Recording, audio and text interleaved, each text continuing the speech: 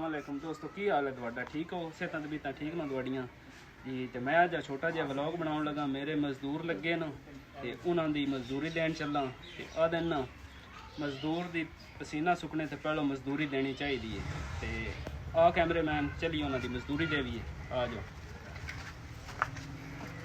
अस्सलाम वालेकुम। हाँ जी, की हाल चाल है? सुनाओ, सेहतां तबीयतां ठीक ने तुहाडियां? शुक्र है मालिक दा। ते आ हुण तुहाडा जेहड़ा नहीं हिसाब किताब असां क्लियर कर छड़िया।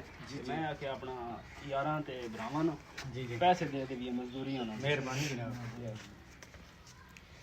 हाँ सुनिया, तेरी कितनी मजदूरी है? 2000। हाँ 2000। हाँ वीर, तेरी कितनी है? 5।